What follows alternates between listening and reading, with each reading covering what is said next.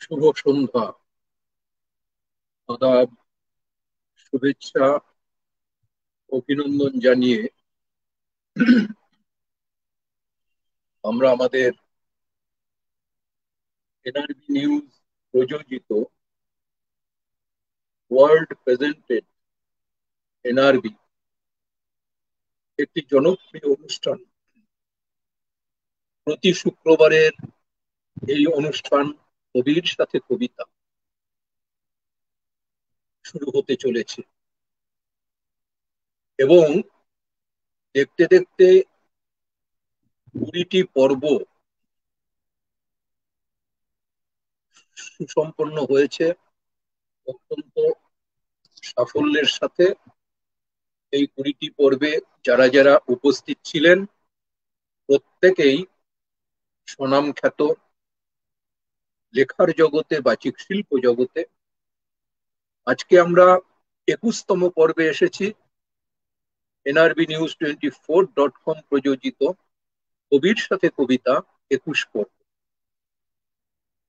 প্রসঙ্গত বলি, এনআরবি নন residential Bengali, অর্থাৎ সারা পৃথিবীতে যত বাঙালি ভাষাভাষী, বাংলা ভাষাভাষী বাঙালি রয়েছেন, যে যেমন পেশাতেই রয়েছেন, প্রত্যেককে একটি পাটাতনে আনার জন্য, একটি প্ল্যাটফর্মে আনার জন্য সাহিত্য, সংস্কৃতি, ভাষা, চেতনা এবং আমাদের ঐতিহ্য সবকিছুকে ধরে রাখার জন্য, সবকিছুকে উদ্ভাসিত করার জন্য, প্রচার প্রসারের জন্য এনআরবি নিউজ 24.com বিগত 8টি বছর ধরে নিরলস ভাবে অনুষ্ঠান করে চলেছে। বর্ণময় অনুষ্ঠান, শিক্ষামূলক অনুষ্ঠান, মার্জিত অনুষ্ঠান এবং অবশ্যই সুভদ্র, সুচারু এবং বলার মতো অনুষ্ঠান সম্পন্ন করেছে। এখনো এনআরবি নিউজের 4 থেকে 5টি অনুষ্ঠান সারা সপ্তাহে বিভিন্ন আঙ্গিকে হচ্ছে।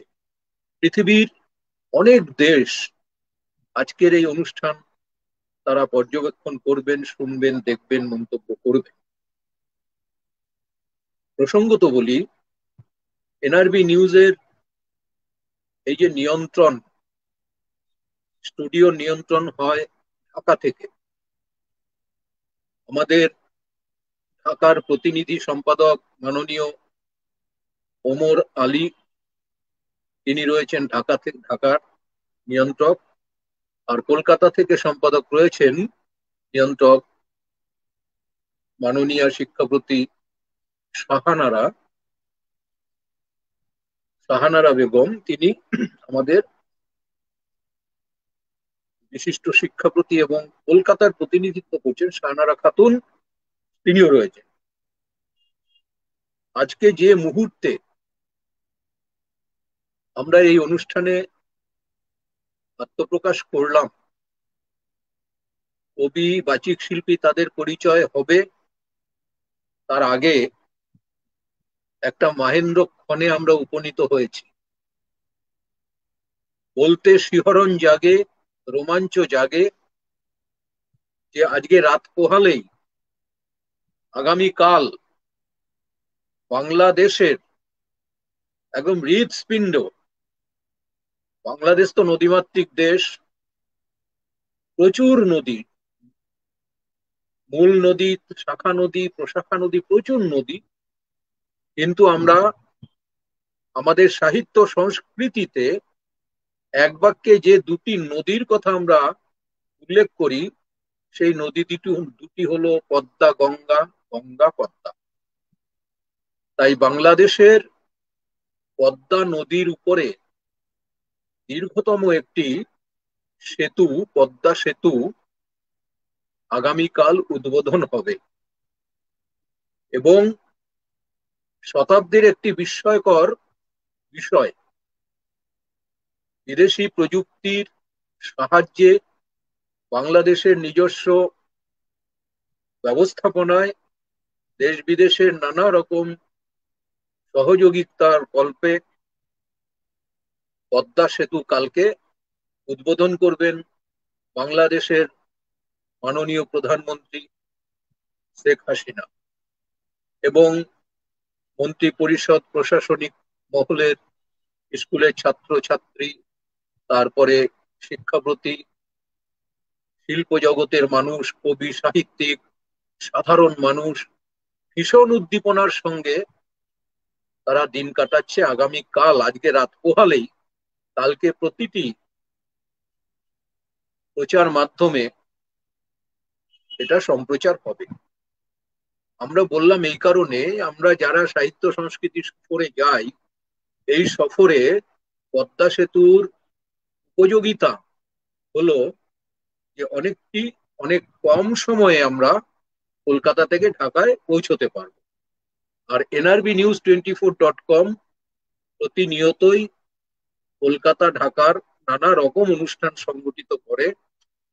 তাই পদ্মা সেতুর কথাটাও এখানে উল্লেখ করলাম এবং অত্যন্ত গর্বের পদ্মা সেতু কালকে উদ্বোধন হবে। এবার আমরা চলে যাই আমাদের মূল অনুষ্ঠানের মূল পর্বে।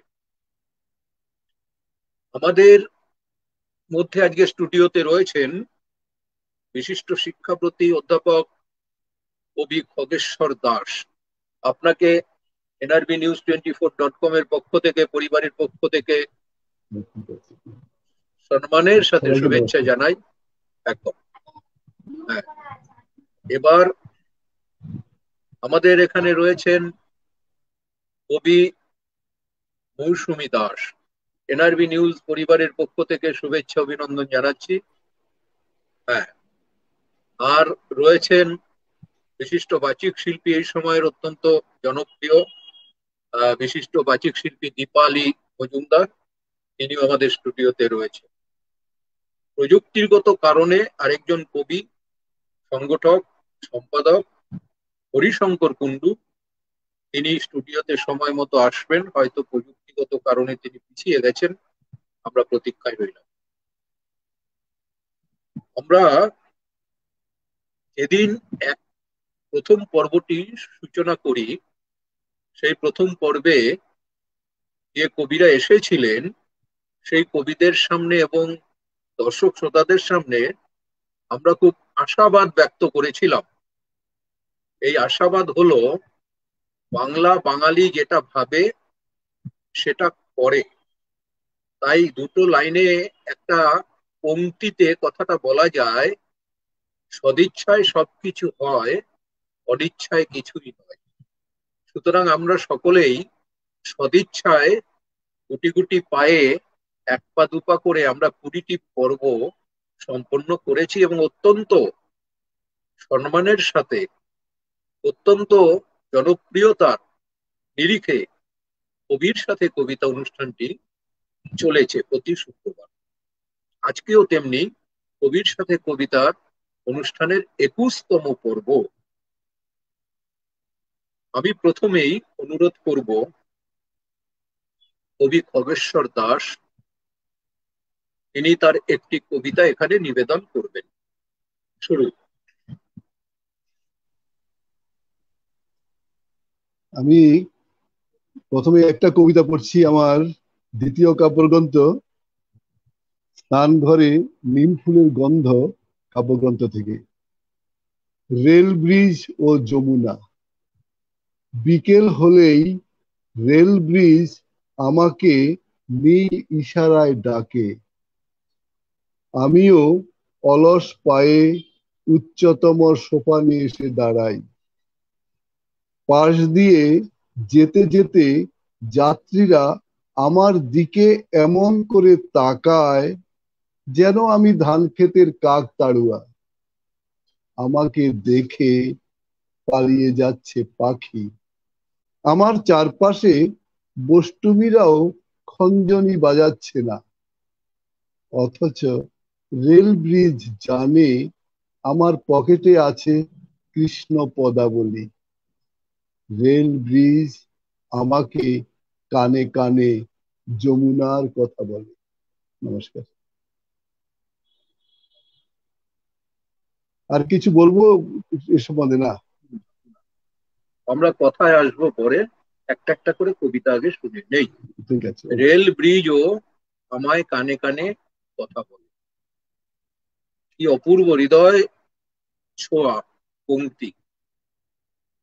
এবার আমরা যাব কবি মৌসুমী দাস তার কাছে। প্রাথমিকভাবে তিনি একটি কবিতা আমাদের কাছে নিবেদন করবেন। শুরু।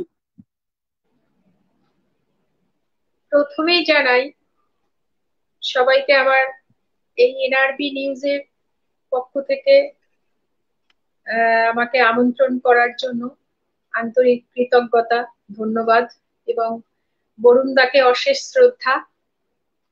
আর যারা আমাদের দর্শক শ্রোতা বন্ধুরা আসছেন তাদেরকে জানাই আন্তরিক শুভেচ্ছা। আমি শুরু করছি আমার কবিতা।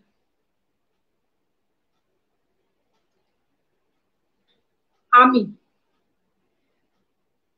অনেক বছর পেরিয়ে অনেক বক্র সোজা পথ অতিক্রম করে আমার আমিকে খুঁজে পেলাম।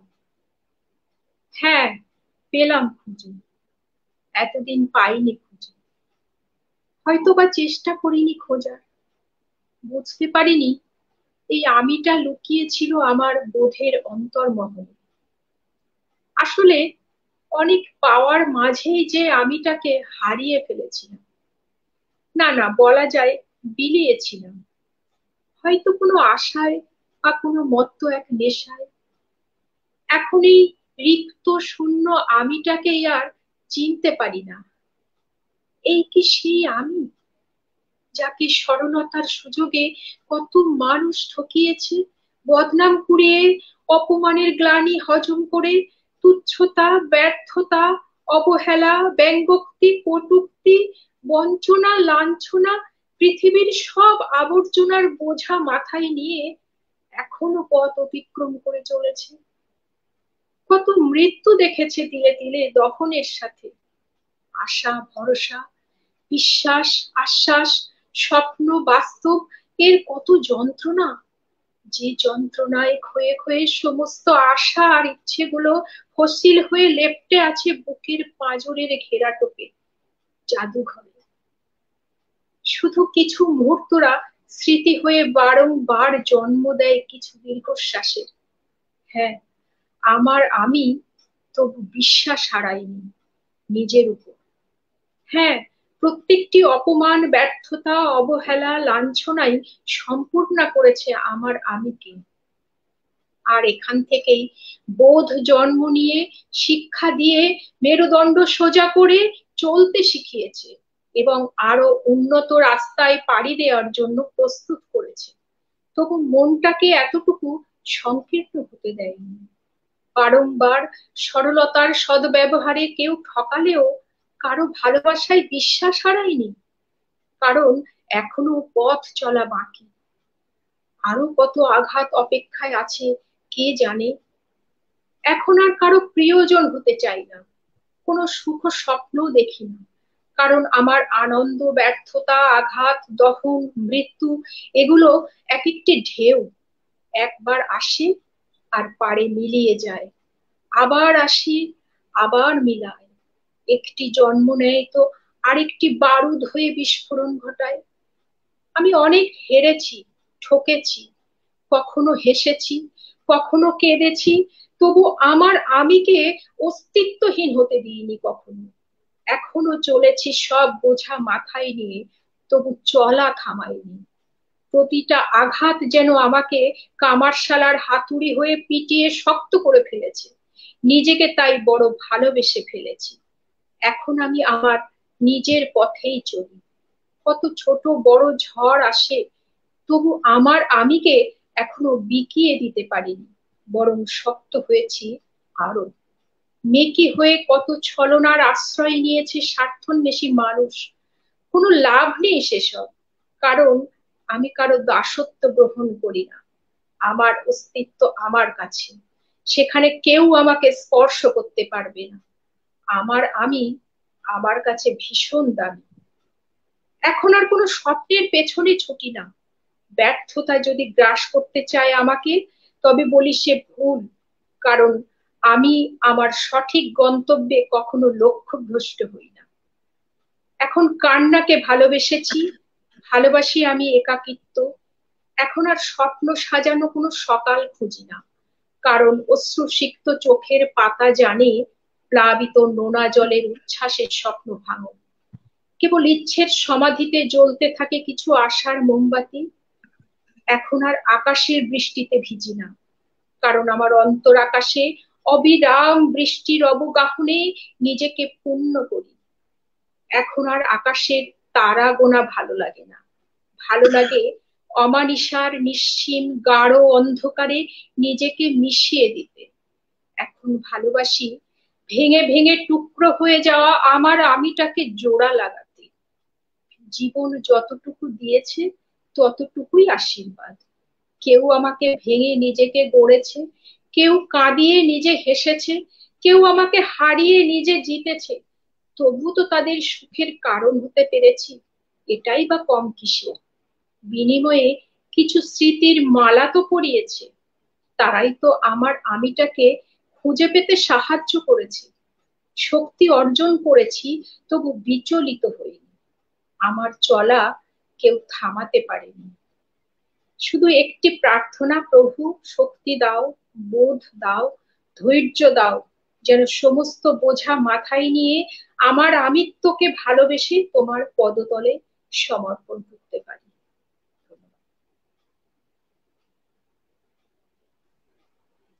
একটি সুন্দর কবিতা নিবেদন করলেন কবি মৌসুমী দাস।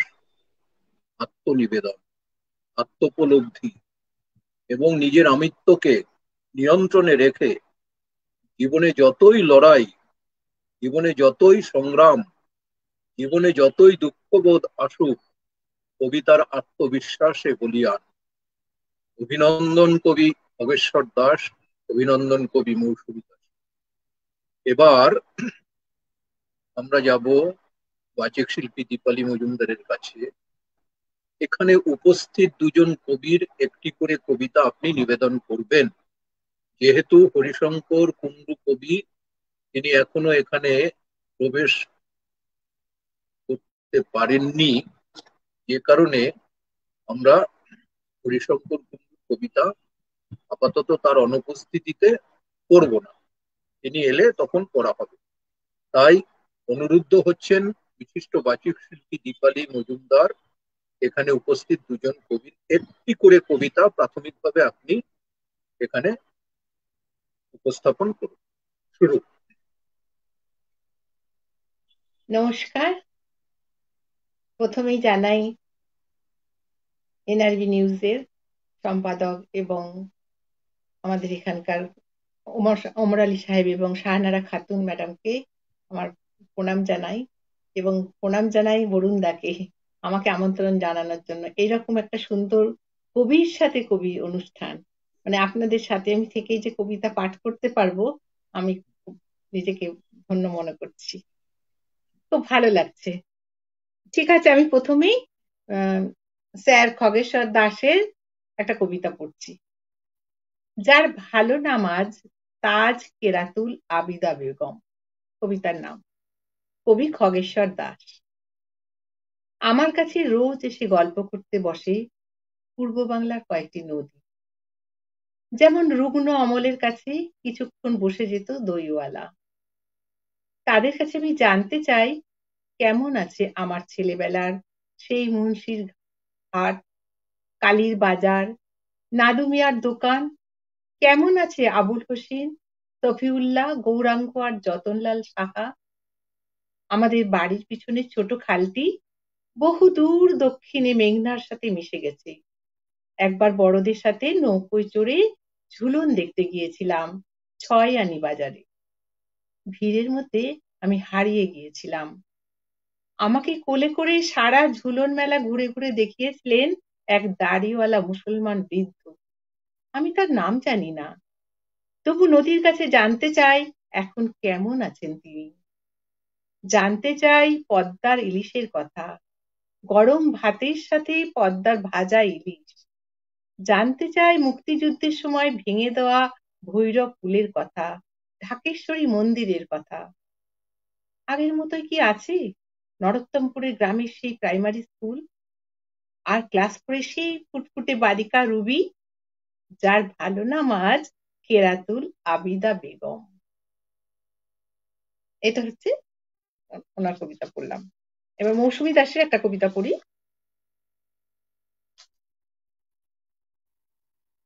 নম্বর একটা রেখেছিলাম। বৃষ্টির শব্দ, কবি মৌসুমী দাস। বহুতলের মাথায় চাঁদোয়া উঠল, বাগানে গাছের পাতায় বৃষ্টির ফোঁটার অপরূপ টান। এখন কোনো কথা নয়, শোনো পিপুল পাতায় বৃষ্টির ফোঁটার গান। ওই বাতাস উঠল সবুজ পাতায়, গাছেতে গাছেতে কানাকানি, বৃষ্টির ফোঁটার আমের পল্লবে কথা বলা বলি। বৃষ্টির ফোঁটার পড়া ঘাসের মাথায় কান পেতে শোনো সেই শব্দ, বাতাস জড়িয়ে বৃষ্টির থমক গমক, আলাপ বিলাপ, ওঠা নামা, পাতার ঘনতায় তানের হেরফের, নানা গাছের নানা সুর। দিঘির জলে বৃষ্টির ফোঁটা জল তরঙ্গ, ব্যাঙের ক্লারিওনেট, ঝিঝির অর্কেস্ট্রা, সব সুরে নেমে পড়ি এসো। ডুবে যায় বনানীর অন্তরের শব্দ, প্রাণীর নির্ঝরতায়, সবুজের আশ্লেষে, সবুজের স্পর্ধায়। বৃষ্টির ফোঁটার নামা মেলে দেওয়া দুই হাতে স্পর্শের শিহরণ আর অস্ফুট ধ্বনি। বৃষ্টির চুম্বন খুলে দেওয়া মনে, শোনো চিন্তার মন হারানোর সুখের অব্যক্ত শব্দ, মন হারানোর সুখের অব্যক্ত শব্দ। দারুণ, দুটো কবিতায় পড়লাম, খুব ভালো লাগলো, অদ্ভুত সুন্দর। চমৎকার। কবিদের লেখা যদি পরিমিতি বোধ বজায় রেখে বাচিক শিল্পী পাঠ করেন, এমনই ভালো লাগার রেশ বয়ে যায়। সত্যি বাচিক শিল্পী দীপালি মজুমদার দুজন কবির উপস্থিতিতে দুটি কবিতা নিবেদন করলেন। NRBnews24.com পরিবারের পক্ষ থেকে আজকে স্টুডিওতে উপস্থিত কবি অবেশ্বর দাস, কবি মৌসুমী দাস এবং বাচিক শিল্পী দীপালি মজুমদারকে শুভেচ্ছা এবং অভিনন্দন জানানো হলো। আমাদের একটি বৃত্ত সম্পন্ন হলো, অর্থাৎ একটি পর্ব আমরা সম্পন্ন করলাম। দেখতে দেখতে আমাদের আধ ঘন্টা অতিবাহিত হলো, কিভাবে সময় বয়ে যায়। এবার আমরা যাব কয়েকটি কথোপকথনের মধ্যে খুব সংক্ষিপ্ত কথা দিয়ে, তারপর আবার কবিতা পাঠে চলে যাব। আমি প্রথমেই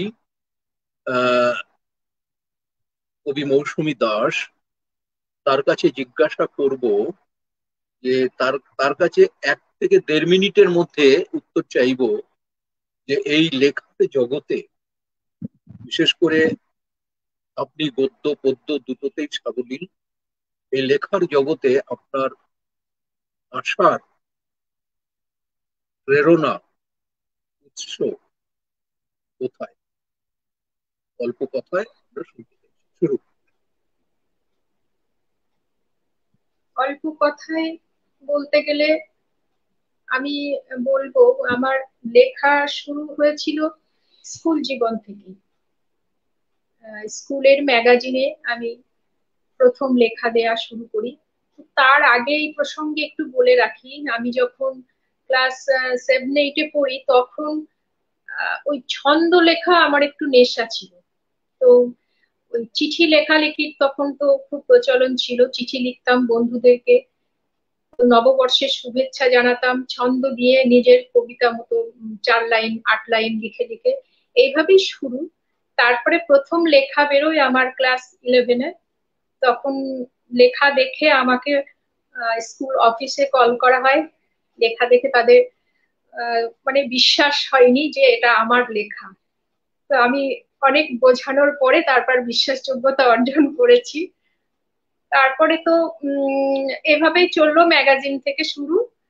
এরপরে কলেজ লাইফ পেরিয়ে বিয়ে হয়ে গেল, তারপর সংসার, সন্তান সামলানো, তখন সবকিছু চাপা পড়া, এইভাবে। আর যেটা আমার আত্মপ্রকাশ যেটা বেরোলো সেটা বলবো। এর জন্য করোনাকে অশেষ ধন্যবাদ জানাই। যেমন করোনা আমাদের থেকে অনেক কিছু কেড়ে নিয়েছে, কিন্তু আবার অনেক কিছু ফিরেও দিয়েছে।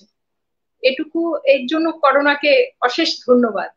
তো এই লকডাউনের সময় তখন সময় কাটতো না, বিশেষ খুব মন খারাপ, কোনো প্রিয়জনের সাথে যোগাযোগ নেই, তখন ওই লেখার প্রসঙ্গটা এসে গেল, লেখার কথাটা মাথায় এলো, সেখান থেকে পুরোপুরি লিখতে শুরু করলাম।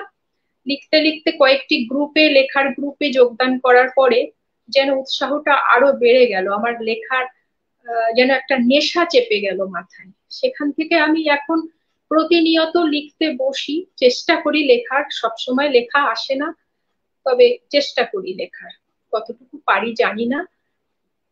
এইভাবেই আমার শুরু। সুন্দর গুছিয়ে বললেন, ভীষণ ভালো লাগলো। হ্যাঁ, অনেকেরই, বেশিরভাগ লেখকদের আহ আতুর ঘর হয় লিটল ম্যাগাজিন অথবা স্কুলের ম্যাগাজিন। এটাই তো স্বাভাবিক। পড়াশুনোর চর্চার পাশাপাশি লেখালেখির একটা মনোমগ্নতা, মনস্কতা, যেমন শৈশব থেকেই কি ছেলে কি মেয়ে, তাদের বাড়িতে যদি গানের চর্চা থাকে, কেউ হয়তো একটু গানের চর্চা করে, কেউ লেখালেখির চর্চা করে। এমনই আমাদের বাঙালি সমাজে, বাঙালি পরিবারে এই ধারাটা বয়ে আসছে। কিন্তু এই নিয়ে অনেক কথা আছে। এই নিয়ে যখন আলোচনা হয়, বিতর্ক হয়, তখন ভোগবাদী সমাজ ব্যবস্থায় আপনাদের আমাদের শৈশব যেভাবে কেটেছিল, আজকের শৈশব সেইভাবে কাটছে না। তাই তারা এর থেকে অনেকটা দূরে ছিটকে যাচ্ছে। তাই আমাদের প্রত্যেকেরই দরকার এবং দায়িত্ব যে আমাদের সন্তানদের সেই ধারায় মনোনিবেশ ঘটানো। এই নিয়ে আমাদের অনেক আলোচনা হয়, অনেক প্রবন্ধ নিবন্ধ লেখালেখি হয়। ধন্যবাদ কবি মৌসুমী দাসকে। এবার আমি আসছি বিশিষ্ট শিক্ষাব্রতী, শিক্ষক, অধ্যাপক এবং বিশিষ্ট প্রাবন্ধিক, কথা সাহিত্যিক কবি খগেশ্বর দাস মহাশয়ের কাছে। তিনি আমার বন্ধু প্রতিম, তিনি আমার সহমতে আমরা সতীর্থ। দীর্ঘ বছর আমাদের সাহিত্যের পদচারণা, তাকে আমরা জানি যে বিভিন্ন লিটল ম্যাগাজিনে, বড় ছোট বহু পত্র পত্রিকায় তিনি স্বমহিমায় লিখে গেছেন, লিখে চলেছেন আজও। তাই আপনাকে আমাদের প্রশ্ন, এটা আমার ব্যক্তিগত প্রশ্ন না হলেও আমাদের দর্শক শ্রোতা প্রত্যেকের প্রয়োজনে এই প্রশ্নটুকু রাখা, যে আপনার লেখার সূত্র কি, শুরু। আমি জন্মেছি নোয়াখালী জেলার নরোত্তমপুর গ্রামে, যেটা আমার কবিতায় ছিল। সেই নরোত্তমপুরের জল হাওয়া আমাকে কবিতা লিখতে বাধ্য করে। শুধু কবিতা নয়, গান, ছবি আঁকা, ভাস্কর্য, এই তিনটা দিয়েই আমার জীবন শুরু হয়। ছেলেবেলায় পুতুল গড়তাম মাটি দিয়ে, মুখোশ বানাতাম, কাঠ কেটে বিভিন্ন রকমের গঠন তৈরি করা, এবং সাথে গান করা। বিশেষ করে বাংলাদেশের এই শ্রমজীবীদের গান স্কুল ঘর থেকে দেখতে পেতাম। বাইরে মাঠে সারিবদ্ধভাবে দাঁড়িয়ে রোয়া লাগানো হচ্ছে, মানে বীজতলা থেকে ধান তুলে, গাছ তুলে এনে চারা গাছ, সেগুলা জমিতে পাকের মধ্যে পুঁতে দেওয়া হচ্ছে, এবং সারিবদ্ধভাবে দাঁড়িয়ে কয়েকজন শ্রমিক যারা কৃষি কাজ করেন, তারা লাইন দিয়ে সারি গান গেয়ে রোয়া লাগাচ্ছেন। এই যে সারি, তারপরে নৌকো বাইচ, নৌকোর মধ্যে মাঝিরা যখন যেতেন, আমাদের নোয়াখালীতে বেড়াতে যাওয়া হতো নৌকোই করে বর্ষাকালে, যেহেতু জলের দেশ আর গ্রামের দিকে গাড়ি ঘোড়া চলতো না, তাই নৌকো করেই বেড়ানো হতো। সেই নৌকোয় বেড়াতে গিয়েই মাঝিদের কাছে গান শোনা। আর আমার দাদু ছিলেন, আমার মা একমাত্র মেয়ে, উনি আমাকে কোলে করে বিভিন্ন আড্ডায় যেতেন, বৈষ্ণবদের আড্ডায়, কবিগানের আড্ডায়। সেই আড্ডাতেই আমার গানের কি বলবো ঐতিহ্য তৈরি হওয়া, বেশ তৈরি হওয়া। উনি আমাকে গান গাওয়াতেন নাচিয়ে নাচিয়ে ছেলেবেলায়, যখন আমার মানে কথা শুরু হয়। যেমন একটা গান মনে আছে, এই অনেকেই জানেন এটা, গোপাল নাচিয়ে নাচিয়ে বেনু বাজায়ে আয় রে রতনমণি, এসে মাখন খাও গোঠে চলে যাও, মাথায় বেঁধে দেবো বেনি। এই গানগুলো আমি ছেলেবেলায় করতাম দাদুর সাথে। তারপরে আমার পিসিমা, তখন বিয়ে হয়নি পিসিমার, পিসিমা আমার থেকে, যখন পিসিমার ওই মানে 14-15 বছর বয়স, তখন আমার 5-6 বছর বয়স, এই পিসিমা আমাকে বাগানে ঘুরে বেড়াতেন। আমাদের বাড়িতে অনেকটা জায়গা, অনেক বাগান নিয়ে, সেই বাগানে আমি যখন আরেকটু বড় হই, সম্ভবত 2-3-তে পড়ি, এই তাল গাছ আর খেজুর গাছ পাশাপাশি, পিসিমার সাথে ঘুরে বেড়াচ্ছি বাগানে। হঠাৎ পিসিমা লক্ষ্য করলেন যে খেজুর গাছের পাতা নিয়ে বাবুই পাখি তাল গাছে বাসা বুনছে, ওই পাতার ফালিটা লাগিয়ে আবার ফুরুত করে উড়ে যাচ্ছে। এই যে পিসিমা তখন বললেন, বাবু খোকা দেখ দেখ, কি দুষ্টু পাখি খেজুর গাছের পাতা নিয়ে তাল গাছে লাগাচ্ছে। এই যে কথাটা আমার সেই কিশোর মনেই এতটাই গেঁথে ছিল, আমি সেদিন তারপরেই প্রথম কবিতা লেখা হলো আমার পাখির বাসা।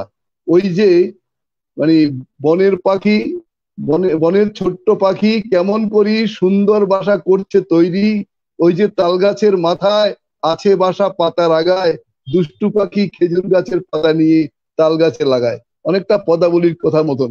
এই আমার শুরু একদম ছেলেবেলাতেই। তারপর বাবা এই বঙ্গে ছিলেন, পশ্চিমবঙ্গে, তখনও দেশভাগ হয়ে গেছে। একদিন আমরা ওই বঙ্গের সমস্ত পাঠ ছেড়ে এই বঙ্গে চলে আসি। তাই আমার মাতৃভূমি কিন্তু এখনো বাংলাদেশের নোয়াখালী জেলা। আমি কিন্তু ভুলতে পারিনি, আমার ছেলেবেলা এবং কিশোর বয়স কেটেছে ওখানে। তাই আমার কবিতার ভূমি বাংলাদেশ, আর আমার পরবর্তী জীবনের অভিজ্ঞতা। ঠিক আছে, এটুকুই বলি। সুন্দর আচ্ছা, সুন্দর। একটু বলিনি, আমি কিন্তু কাউকে অভিনন্দন জানাইনি। এনআরবি এই নিউজের যে কর্ণধার ওমর ভাইয়া এবং শাহরাদি এবং আমার বন্ধু এই বরুণদা, এদের সবাইকে আমি ধন্যবাদ জানাচ্ছি এই সুযোগে। কারণ আসলে আমাকে পড়তে বলা হলো, আমি পড়া শুরু করে দিয়েছি, না ঠিক আছে, ধন্যবাদটা জানানো হলো না। ঠিক আছে, না না ঠিক আছে, ভালো লাগলো ভালো লাগলো। এই যে নস্টালজিক বিষয়টা, শৈশবের এই স্মৃতিগুলো যখন বর্ণনা হয়, তখন চোখের সামনে উদ্ভাসিত হয় সেই শৈশবের প্রতিচ্ছবি, আমাদের ভেতরে রোমাঞ্চ জাগে।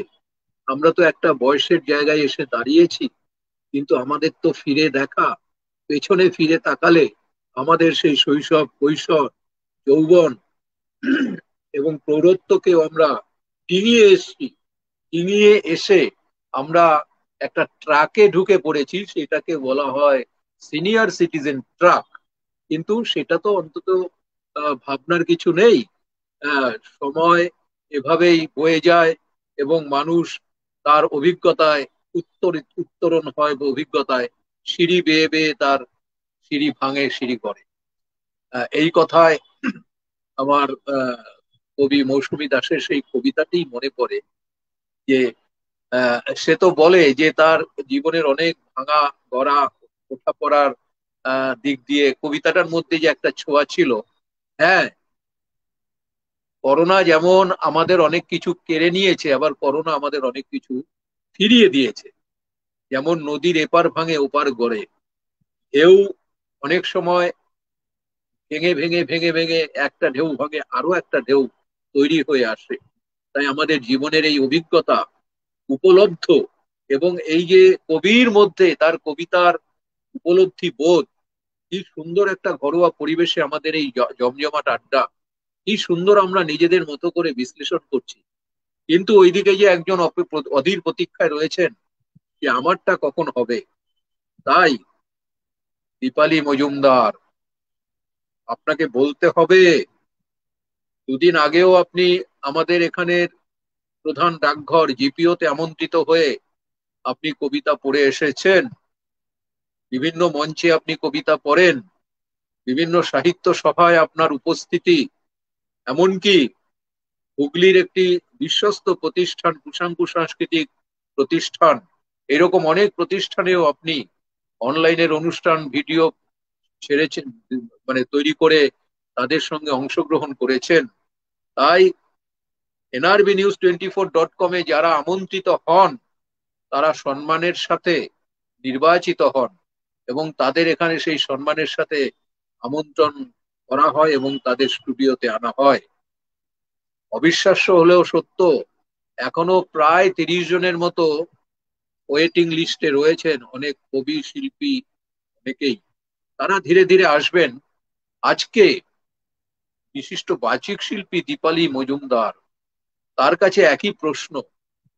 কবিদের যেভাবে উত্থান, কবিদের যেভাবে সূচনা, তাদের কবিতা লেখার যে চেতনার জাগরণ, বাচিক শিল্পী দীপালি মজুমদারের বাচিক জগতে আসার রহস্যটা কি?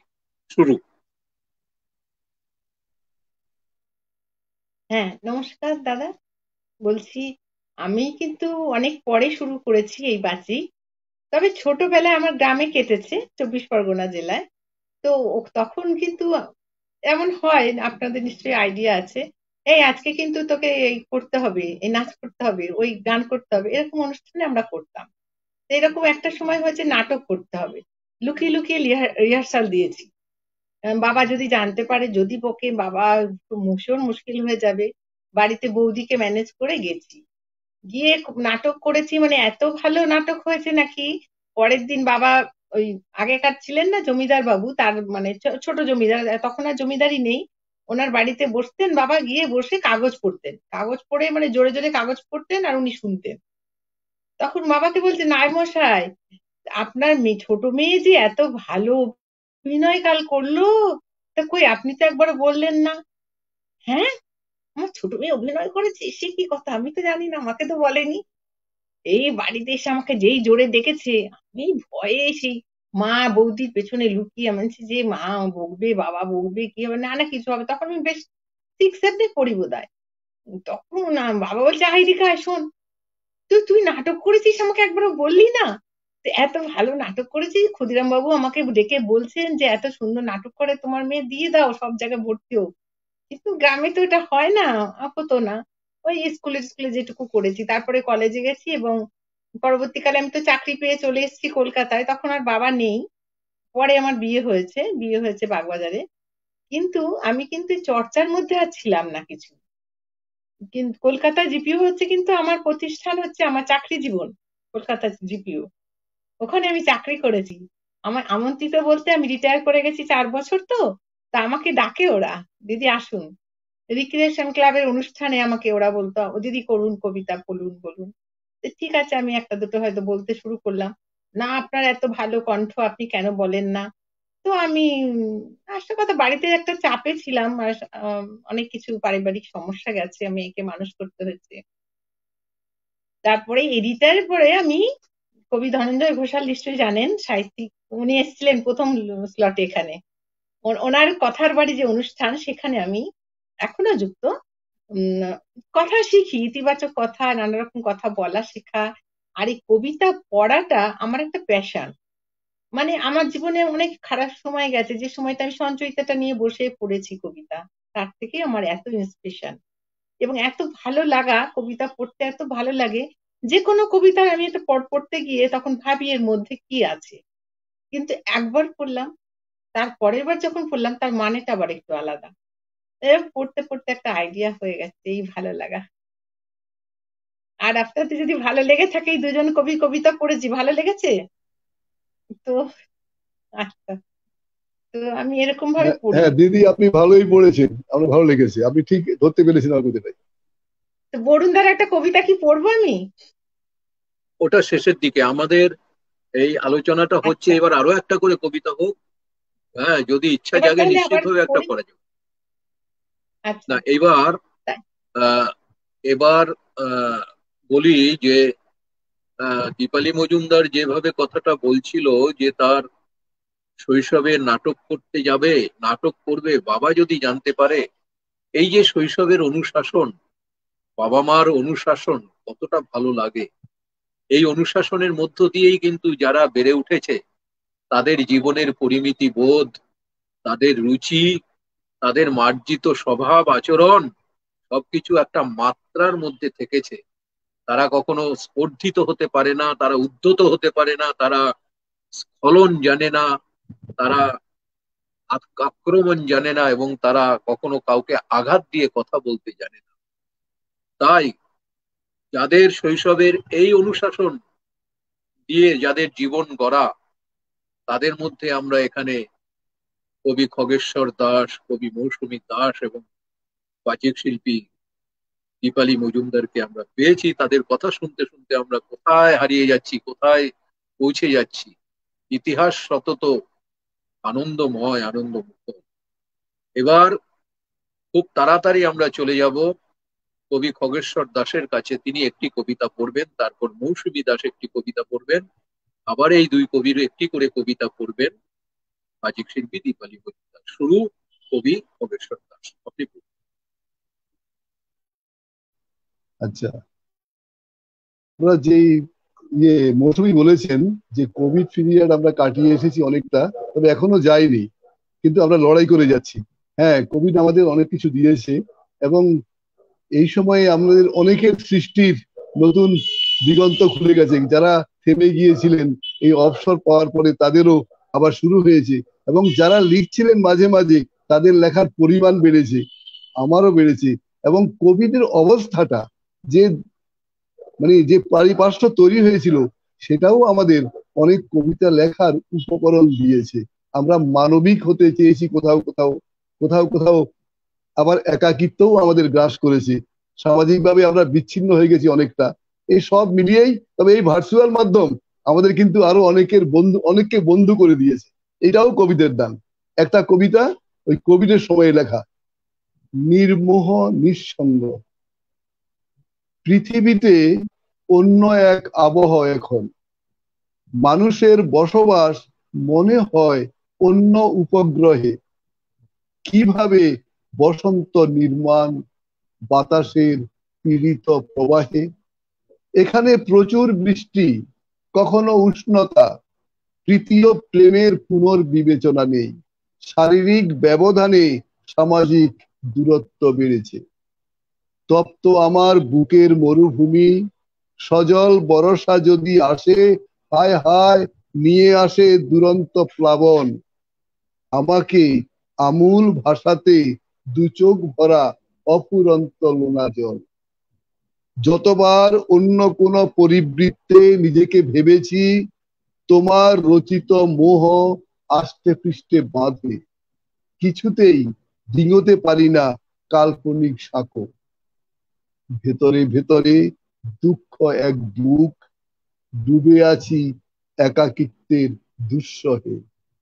নির্মোহে তোমাকে ছেড়ে, নিঃসঙ্গ, কোভিড পজিটিভ। নমস্কার। চমৎকার, খুব সুন্দর পড়া হলো এবং লেখাটাও সত্যি হৃদয়গ্রাহী, খুবই ভালো লাগলো। এবার কবি মৌসুমী দাস একটি কবিতা নিবেদন করুন। আচ্ছা, এই প্রসঙ্গে একটু বলি, কবিতা সবসময় কাছে আসে না, আবার কখনো কখনো তাকে সাধনা করতে হয় আনার জন্য, আবার কখনো কখনো সে নিজে এসেই ধরা দেয়। তো এরকম ভাবতে ভাবতে হঠাৎ করেই 10-15 মিনিটের মধ্যে লেখা হয়ে গেল, কখনো কখনো এরকম হয়। কাল দুপুরে বসেছিলাম, আমি একটু ভাবুকও আছি, ভুলে যাই সবকিছু, সবসময় মাথার মধ্যে ওই লেখার ভাবনাটা চলে আসে। এখন গান বাজনার সাথেও যুক্ত আছি, তো লেখার প্রতি আগ্রহটা যেন আরো বেড়ে গেছে। মানে সবার এত অনুপ্রেরণা পাচ্ছি এখনো। তো যাই হোক, কাল দুপুরে বসে বসেই হঠাৎ করে একটা লেখা মাথায় এলো, 10 মিনিটের মধ্যে লিখে ফেললাম। সেটি আমি না বললে আমার ঠিক ভালো লাগছে না, সেটি এখনো প্রকাশ করিনি, আমি এখানেই বলছি প্রথম। এটা হচ্ছে, কবিতার নাম হচ্ছে কবি করচা। তো দুজনের কথোপকথন। কবি চলেছেন বাজারের পথে, হঠাৎ এক পরিচিতের সাক্ষাৎ। কি হে কবি, কোথায় চলেছেন? আগে বাজারে, উদরপূর্তির সামগ্রী সংগ্রহে। তো এখন সময় কাটছে কিভাবে? সারাদিন কি করেন? একদিন তো আসতে পারেন, গল্প গুজব করতে পারি, চায়ের সাথে আড্ডাটাও জমে যাবে। আগে সময় নেই। সময় নেই বলেন কি? কি করেন? আগে চাষ করি। চাষ করেন? তো আপনার জমি কোথায়? কেন ঘরে? ঘরে? ঘরে আবার কি চাষ? মাটি কোথায়? আছে। তো তো চাষ করে কি করেন, বিক্রি করেন? ওই আর কি, তবে বিক্রি ঠিক নয়। ওই ছাদে শৌখিন টবে যেমন ফুলের চাষ করা হয় সৌন্দর্য উপভোগ করার মতো, ওই মনের ক্ষুধা মেটানো। তো কি চাষ করেন? শুনছি আবার আপনি নাকি কি সব কবি টবি হয়েছে। আগে ভুল, ভুল শুনেছেন। লজ্জা দেবেন না, সেরকম কিছু নয়। ভুল? হ্যাঁ, আমি চাষ করি। তো কি চাষ করেন? ফসল কি হয়? ফসল হয়, তবে কেউ মূল্য দেয় না, তাই বিলিয়ে দিই, দান করি। তা বটে। তো খরচ করে ফসল তৈরি করে দান করেন, তাহলে আপনার লাভ কি হয়? হ্যাঁ, খরচ করি, তবে টাকা পয়সা তেমন কিছু লাগে না। খরচ করি বোধ। সে আবার কিরকম চাষ? টাকা লাগে না? আরে মশাই, বীজ কোথায় পান? সার ওষুধ তো কিনতে লাগে। সবই লাগে, তবে এগুলো কিনতে টাকা লাগে না, ঘরেই পাওয়া যায়। তা বটে। কিরকম চাষ শুনি? আরে আসুন না একদিন আমার বাড়িতে, দেখাবো। হ্যাঁ, যাব যাব। তবু শুনলে আগ্রহ একটু বাড়তো আর কি। আরে মশাই, আসুন না, আপনিও তো ফ্রিতে পেয়ে যেতে পারেন। হ্যাঁ, যাব, তবে একটি শর্তে। কিরকম? আপনার ফসল উৎপাদনের সুকৌশল রপ্ত করতে চাই, সেটি শেখাতে হবে। আরে মশাই, এ শেখানো যায় না, নিজে নিজেই উৎপাদিত হয়। তা বটে। আপনার কথা তো আমায় অবাক করলো। হ্যাঁ, অবাক হওয়ার কিছু নেই, তবে আপনি চেষ্টা করতে পারেন। কিরকম চাষ একটু শুনলে সুবিধা হতো, নিদেন পক্ষে চেষ্টার আগ্রহ একটু বাড়তো মশাই। ও, তাই বুঝি? তাহলে শুনুন। আমি শব্দ চাষ করি। শব্দ চাষ? বীজ? হ্যাঁ, শব্দ চাষ। বীজ হচ্ছে ভাবনা। আর সার ওষুধ কোথায় পাই জানেন? আমার বুক সেলফে, বইয়ের ভেতর। আর খরচ করি বোধ। যে ফসল উৎপাদন করি, সেটি জনগণের মধ্যে বিলিয়ে দিই। নেবেন আপনি? নিতে পারেন, তবে চাষ করতে পারবেন কিনা সে ভগবানই জানেন। আচ্ছা, ভাবনাটা আসে কিভাবে? ভাবনা চারপাশে যা দেখি সেখান থেকেই পাই। আর সঙ্গে কল্পনা তো আছে, যার সঙ্গে আমার বসবাস। এদের যৌথ প্রয়াসে আমার চাষবাস। এদের নিয়েই সংসার, এদের নিয়েই রান্নাবাটি খেলা। নিত্য নতুন রান্না প্রস্তুত করি। আপনি টেস্ট করতে পারেন, ভালো লাগলে খাবেন, না হলে ফেলে দেবেন। ভালো না লাগলে আবার নতুন ভাবে চেষ্টা চালাবো। চলি মশাই, দেরি হয়ে গেল। বাই। ধন্যবাদ।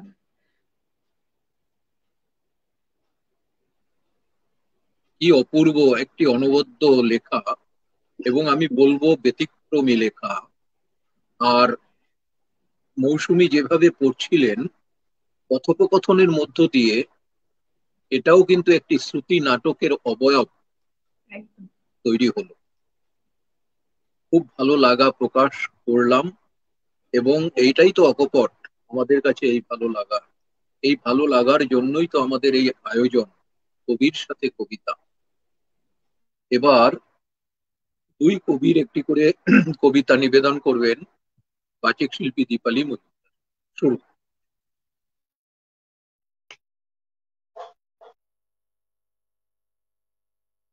কবি খগেশ্বর দাসের হারানো নোলক। এখন আমার আকাশে নারীর টান, রাত জাগি মাকে আঁধারে দেখার আকর্ষণে। রাতের ছায়ারায় ইশারায় কাছে ডাকে, দূরের তারার নরম আলোয় স্নেহের অবলোকন। মধ্যরাতের অজানা থেকে উদ্ভাসিত আলো মোছায় আমার দুঃখ রাতের কালো। রাতের নির্জনে শূন্যতায় কাঁদে বুক, ছায়ার আভাসে ভেসে ওঠে মেঘে হারানো মায়ের মুখ।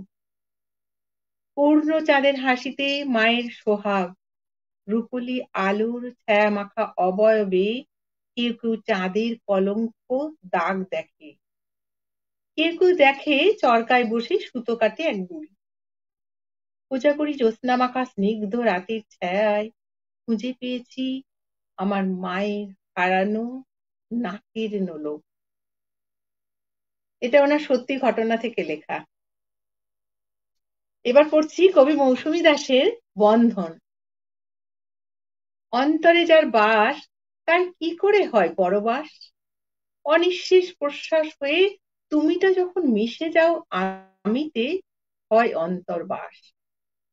ভুলে যাব বললেই ভোলা যায় নাকি? চোখের আড়াল হলেই বুঝি ভোলা যায়? তাহলে ঘুমোলেই চোখে এসে বসো কেন? বুকের ভেতরেও ভেতরেও বুকের ভেতরেও থাকে আরেকটি বুক, মনে হলো তার চিরনিবাস, সেথা নিত্য বসবাস 12 মাস। ভালোবাসি বললেই ভালোবাসা হয় নাকি? ভালোবাসা আসে নিঃশব্দে, অনুভবে, অনুরাগে। দুহাত বাড়িয়ে দেয় ক্ষণিক সুখের আগুন, যা হঠাৎ নিঃসঙ্গতা একাকিত্বের মূর্ছনায় আজীবন পোড়ায় দ্বিগুণ। নাইবা হলো পাওয়া, নাইবা হলো চেনা জানা, হৃদয় বন্ধনে থাকবো না হয় অলিখিত অসম্পূর্ণ উপন্যাসের চির অচেনা। বাহ!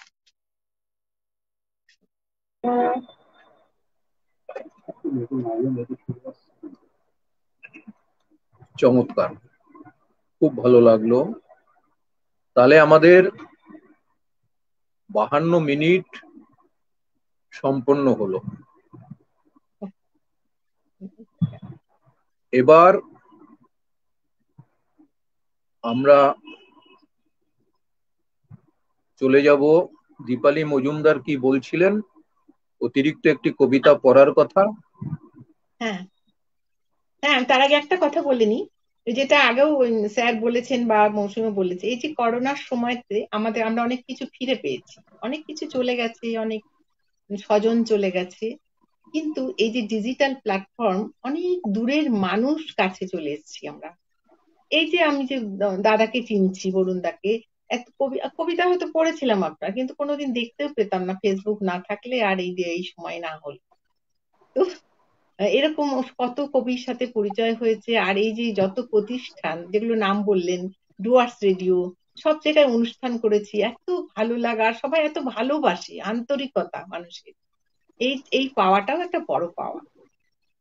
তো আজকে তো আমি বরুণদার কবিতা পড়তে চেয়েছি, বরুণদার একটা কবিতা আচ্ছা, পড়ছি, মা তোমাকে, কবি বরুণ চক্রবর্তী। মা, তোমার বকা খেতে ইচ্ছে জাগে, জানো মা, তুমি বকলে দুঃখ পাই, আবার মনে মনে এও ভাবি বকা খেলে সোজা হব।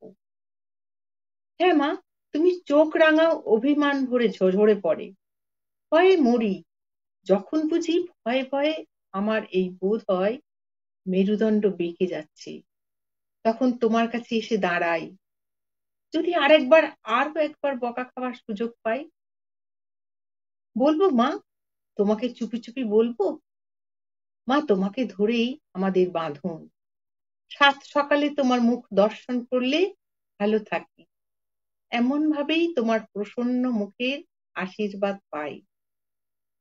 অন্য কখনো তোমার স্নেহ বিজড়িত মায়া মন যখন দুঃখ কাতর, ব্যথাতুর হৃদয় রাগ জর্জর, তোমার সংবেদনশীল মন মেজাজ আগুন তপ্ত পীড়িত মনে, তখন তোমার বকা বাড়ে, নিপুণ বকা যখনই বেড়ে চলে, তোমার বকা সহনীয় লাগে। তোমার বকা খেয়ে এমন করেই সোজা হই, এই দেখো কেমন সোজা হয়েছি। মা, ও মা, আমার প্রাপ্য বকা দিলে কই, এখনো তোমার বকা দাবি করি। মা, তুমি আমায় আজ বকলে না তো, তুমি কি চাও না আমি সোজা থাকি? অপূর্ব একটি শিশু কবিতাটা। মনের আরতি, মায়ের কাছে আবেদন, এটা আমরা খুব সুন্দর পড়লেন ভাই। দীপালি মজুমদার সুন্দর করলেন। এবার আমরা কবি খগেশ্বর দাসের কাছে যাব। কবি একটি ছোট কবিতা আমরা শুনবো, তারপর কবি মৌসুমী দাসের কাছে একটি ছোট কবিতা শুনবো। আমাদের হাতে 5 মিনিট সময় আছে। আচ্ছা, তবে সবাইকে এই মুহূর্তে আরেকবার অভিনন্দন জানিয়ে রাখছি, কারণ এরপর অনুষ্ঠান শেষ হয়ে যাচ্ছে। আর বিশেষ করে ওবরদা, শাহানারাদি এবং বরুণদার জন্যই লাইভে আসতে পারা আজকে, এবং আপনাদের সাথেও আমার পরিচয় ঘটলো, মৌসুমী এবং রূপালী। ঠিক আছে, আচ্ছা। কবিতা মানুষ আঁকতে গিয়ে। অনেক চেষ্টা করেও একটি সম্পূর্ণ মানুষ কিছুতেই আঁকতে পারছি না। একটা গোল্লা আঁকলাম, মানুষের মাথা। গোল্লার ভেতর চোখ আঁকতে যাব, গোল্লাটা চরকির মতো ঘুরতে লাগলো, মাথা হয়ে গেল চাকা। গোল্লাটা চাকা হয়ে যেতেই ভাবলাম, চাকা তো পায়েরই কাজ করে, তবে পাই আঁকি। পা আঁকতে যতবার দাগ টানি, হয়ে যায় পিস্তল। এখন হাতে পিস্তল দেখে আমার কাছে আসে না কোনো মানুষ। নমস্কার। মানে আমরা হলে এমনও সময় আমাদের আসে যে পৃথিবী থেকে আমরা দূরে সরে যাই ব্যক্তিগত মোহে, ব্যক্তিগত অহংকারে, তখন আমার হাতে পিস্তল চলে আসে, চাকা না এসে। নমস্কার। অভিনন্দন কবি খগেশ্বর দাস মহাশয়কে। এবার কবি মৌসুমী দাস একটি ছোট্ট কবিতা শুনবো, তারপর আমরা একটু কথোপকথনে চলে যাব। শুরু।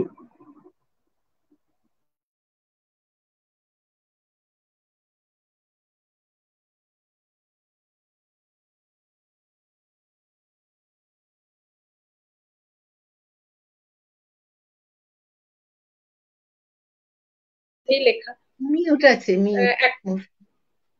ও মিউট আছে। না না, আনমিউট করে দিয়েছিল।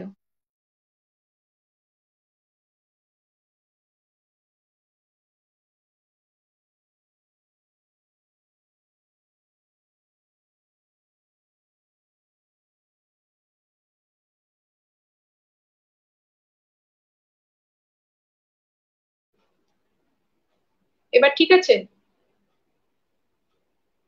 হ্যাঁ, এটি ওই রাত্রি 11:30টায় শুয়ে শুয়ে ফোনের মধ্যেই লেখা। নাম এখনো দিয়ে উঠতে পারিনি, কি নাম দেবো, তবু পড়ে শোনাচ্ছি। সাগর কেন দেয় হাতছানি, সে কি জানে না তার জলেই থাকে জ্বালামুখী খনি। ইচ্ছে নদীর ইচ্ছে হলো হঠাৎ সাগরে মিশে যেতে। সাগর বললে, পারবে তো ঢেউ সামলাতে, একবার মিশে গেলে পারবে না আর ফিরে যেতে। উথাল পাথাল ঢেউয়ের মাতন দেখবে, ফেলবে দেখো কোন কুলেতে। তবুও নদী ছুটে চলে, কোন সে অমোঘ কিসের টানে। পতঙ্গ সম পাখনা মেলে ছুটে চলে আগুন পানে। নদী দেখে পাহাড় বেয়ে ঝর্ণাও ছুটে আসে। কিসের আশায় কোন আবেশে দুজনেই সমুদ্রেতে মেশে। সাগর যতই হোক না বড়, সে তো ঝর্ণা নদীরই বন্ধন। ঢেউয়ের কল্লোলে মিশে থাকা কত বুক ফাটা বিরহ ক্রন্দন। নদীও মেশে, ঝর্ণাও মেশে, সাগর সামলায় বুক, যেন রাধা কৃষ্ণ মীরা মিলে বিরহ মিলনের সুখ। ধন্যবাদ। পুরো 1 ঘন্টায় আমরা পৌঁছে গেলাম। 2টি কথায় শেষ করতে হবে। দীপালি মজুমদারের কাছে জানতে চাইছি যে মঞ্চে তো অনেক কবির কবিতা পড়েছেন, রবি ঠাকুর, কাজী নজরুল ইসলাম, সুনীল গাঙ্গুলি, শক্তি চট্টোপাধ্যায়, তাদের কাছে পাননি, কিন্তু আজকে 2 কবিকে কাছে পেয়ে তাদের কবিতা পড়ে কেমন লাগছে? অল্প কথায়। ভীষণ একটা ভালো লাগা, মানে আমার একটা ভীষণ অভিজ্ঞতা হলো কবিদের সামনে কবিতা পড়া, মানে এটা খুব স্পর্ধার ব্যাপার। আপনাদের কেমন লেগেছে জানি না, আমার খুব মানে আনন্দ লেগেছে। মিউট আছে আবার তো মানে নিজের নিজের কবিতা যদি সামনে থেকে কারো মুখ থেকে শোনা যায়, এর মতো আনন্দ আর কিছু নেই। মনে হয় কবিতাটি প্রাণ ফিরে পেল। সত্যি ভীষণ ভালো ভালো কবিতা। আর অনেক খগেশ কবিদের সর্দার নাম খবর কি? আমরা আগে জানতাম না, এখন তো জানছি। হ্যাঁ, খগেশ এই যে সর্দার মানে অনুভূতি। মৌসুমী হ্যাঁ, কবিতা হ্যাঁ, যেগুলো পড়লো বা আমি যে কোনো পড়লাম, কবির আর কাছেই খগেশ্বর যে বাবুর যে যে যে কবিতাগুলো কোনো দারুণ। আচ্ছা, যে কোনো হ্যাঁ, কবির করুণা কবিতা কাছেই তো আগে এটা পড়েছি আমি, মানে রামমোহনের চাওয়া জন্মদিনে ভিডিও করেছিলাম। যে কোনো বাচিক শিল্পী তার কবিতা পড়বেন এবং পাঠকরা তো পড়বেই, সুতরাং বাচিক শিল্পীরাও আমরা আরো আরো বড় পাঠক, তারা পাঠ করে সেই কবিতাকে উপস্থাপনা করবেন। সুতরাং বাচিক শিল্পীর কাছে যদি কবিতা যায়, আমরা নিজেদের কবিরা গর্বিত মনে করি। সুতরাং দীপালি দিকে ধন্যবাদ যে উনি আমার কবিতা পড়েছেন। এবং সবচেয়ে ভালো লাগলো আজকে যে এদের দুজন, একজন কবি একজন বাচিক শিল্পীর সাথে আমার নতুন পরিচয় ঘটলো। আর আপনাকে তো আমি আগের থেকেই চিনি, আপনি আমার কলিগের মতন। আর এই যে নিউজ, মানে এনআরবি নিউজ 24, এদের সাথেও আমার পরিচয় ঘটলো আজকে, এটাও। আর বিশেষ করে বাংলাদেশ আমার মাতৃ জন্মভূমি, বাংলাদেশের কোন একটা চ্যানেলে আমি হাজির হতে পেরেছি, আর বাংলাদেশের বন্ধুরা আমাকে দেখছে, জানি না আমার কোনো বন্ধু দেখছে কিনা আজকে। এবং অনেক বন্ধু আছেন আমার ফেসবুকের বন্ধু, তারাও দেখতে পারেন। সুতরাং তাদের সামনে আজকে আমি লাইভে হাজির হলাম, এটা আমার কাছে সবচেয়ে বড় পাওনা। এর জন্য ধন্যবাদ এই সংযুক্ত সবাইকে যারা আছেন, বরুণদা, উমর ভাই, আমিও অনেকগুলো বাংলাদেশের সানারাদি। চ্যানেল অনেকগুলোর ঠিক সাথে আছে। যুক্ত আছি, বাংলাদেশ ভারত, আচ্ছা। এই কাপরস, ছন্দস্রোত, একদম একদম। ভয়েশ্বর, সব ওখানে অনেক সব জায়গায় আমি অনুষ্ঠান করেছি। বেশ, এবার বলছি খুব ভালো যে লাগে। হ্যাঁ, প্রতি শুক্রবারের প্রতীক্ষায় থাকি আমরা, অনেকেই থাকেন। আজকে রাত পোহালে কালকে থেকে আবার আগামী শুক্রবারের জন্য আমাদের সেই প্রস্তুতি, সেই কবি নির্বাচন, সেই বাচিক শিল্পী নির্বাচন, এই জনপ্রিয় অনুষ্ঠানটির প্রতীক্ষায় অনেকেই থাকেন। আজকে সময়ের অভাবে অনেক দর্শক শ্রোতার মন্তব্য আমরা পড়তে পারিনি। এই ভিডিওটা আপনাদের কাছে পৌঁছে যাবে, এই ভিডিওতে আপনারা দেখে নেবেন। বহু মানুষ তারা পর্যবেক্ষণ করেছেন, দেখেছেন, তাদের ভালো লাগা প্রকাশ করেছেন। তাই আমি বলি যে যে এখানে একজন বাচিক শিল্পী রয়েছেন, এখানে দুজন কবি রয়েছেন। একজন কবি আজকে তার সমস্যার জন্য তিনি আসতে পারলেন না, কবি হরিশঙ্কর কুন্ডু। আগামী দিনে তাকে আমরা আবার আমন্ত্রণ জানাবো, তার সমস্যা হয়েছিল নেটওয়ার্কের। যাই হোক, তাই বলি যে সবার উপর সব অধিকার কবির, সভ্য পৃথিবীর পরম সুহৃদ তিনি। সভ্য পৃথিবীর সুহৃদ তো কবি, শিল্পী, লেখক, যারা সৃষ্টিশীলতার মধ্যে রয়েছেন, সৃজনশীলতার মধ্যে রয়েছেন, যারা সভ্য পৃথিবীকে ধরে রাখার চেষ্টা করেন, যেন কোথাও কোনো রকম অপ্রীতিকর ঘটনা না ঘটে, সৌন্দর্য ছড়িয়ে চলেছেন লেখক, শিল্পী, কবি, শুভবুদ্ধি সম্পন্ন মানুষেরা। সমাজে অনেক অপ্রীতিকর ঘটনা ঘটে, অনেক বিষদৃশ ঘটনা ঘটে, অনেক অনাকাঙ্ক্ষিত ঘটনা ঘটে চলে, তবুও অল্প সংখ্যক মানুষ হলেও সেই শুভবুদ্ধি সম্পন্ন মানুষ, তারা এই জীবন মন্ত্র বিলিয়ে যাবেন, তারা এই সভ্যতার জয়গান গেয়ে যাবেন যে মানুষ, তোমার অজানা সামর্থ্যকে জাগিয়ে তুলে হও কর্মে উদ্যোগী। নতুন কিছু করতে গেলে, কিছু গড়তে গেলে চলবে না হলে স্বার্থভোগী। আজকে স্বার্থভোগী সমাজ সংকীর্ণ স্বার্থবাদিতার জন্য হাবুডুবু খাচ্ছে। আর সেই হাবুডুবু কারা খাচ্ছে, কেন খাচ্ছে, কি কারণে খাচ্ছে, কোন লোভে খাচ্ছে, সেটা তো প্রকট হয়ে যাচ্ছে দিনের আলোর মতো। তাই আমরা বলি, আপনি আমি ভালো থাকলে সমাজকে ভালো রাখতে পারবো। আপনি আমি বাগানের দিকে আমাদের নজর থাকলে আমরা সেই সৌন্দর্য ছড়াতে পারবো। আর যাদের নজর নর্দমাক্ত কর্দমাক্ত সেই পচা ডাস্টবিনের দিকে, তাদের নজর সেই দিকেই থাকবে। তাদের সেই নজরকে যদি আমরা শুভবুদ্ধি সম্পন্ন মানুষের মধ্যে আনতে পারি, তাহলেই কিন্তু সমাজ সভ্যতা টিকে থাকবে।